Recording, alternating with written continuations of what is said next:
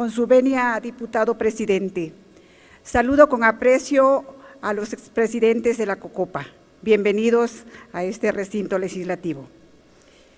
Acudo a esta tribuna a propósito de la conmemoración de los 20 años de la firma de los acuerdos de San Andrés Larraízar entre el Gobierno Federal y el Ejército Zapatista de Liberación Nacional, los cuales contienen un piso mínimo de derechos y criterios para establecer una nueva relación entre el Estado y los pueblos indígenas. El camino que han debido transitar los pueblos y comunidades indígenas para colocar en la agenda nacional sus reivindicaciones y ser reconocidos como tales, así como su derecho a la libre determinación y autonomía, ha sido largo y sinuoso. Para ello, fue necesario un levantamiento armado que fue emblemático, no solo a nivel nacional, sino a nivel internacional. Esto posibilitó reunir al Gobierno de México con el Ejército Zapatista de Liberación Nacional y organizaciones indígenas afines, con el objetivo de buscar respuestas a sus demandas. Estos esfuerzos, realizados en un proceso de construcción de acuerdos amplios, dieron como resultado, el 16 de febrero del año 1996, la firma de los acuerdos de San Andrés Larraízar. Vale la pena recordar que estos acuerdos no expresan el conjunto de demandas enarboladas por estos actores políticos. Son derechos mínimos demandados por el EZLN y el Movimiento Indígena Nacional, como señaló el Grupo Armado en su documento Punto y Seguido.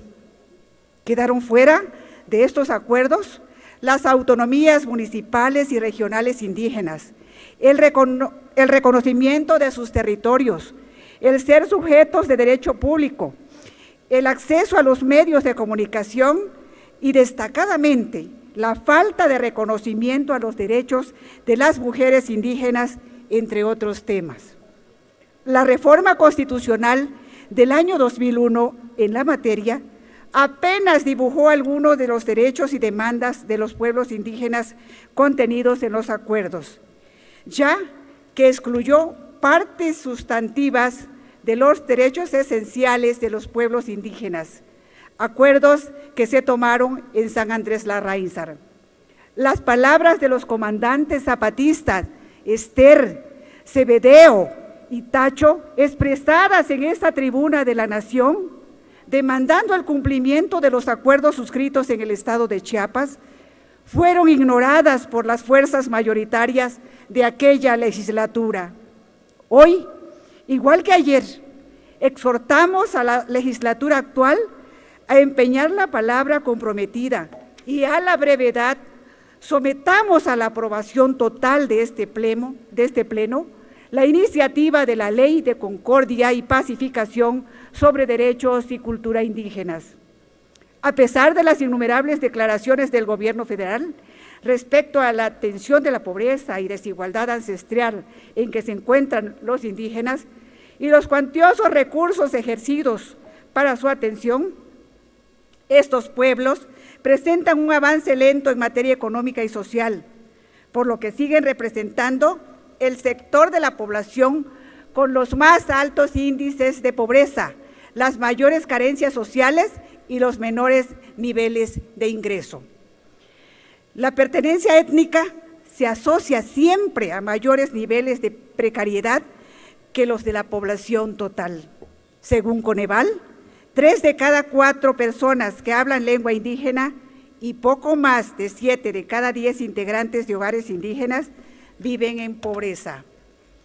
Los integrantes del grupo parlamentario del PRD en esta Cámara de Diputados hemos insistido en diferentes propuestas legislativas para reconocer plenamente el derecho a la autonomía y la libre determinación de los pueblos indígenas y sus comunidades. Muestra de ello son las diferentes iniciativas presentadas desde el año 2001 a la fecha, que recogen los acuerdos tomados en San Andrés Larraízar.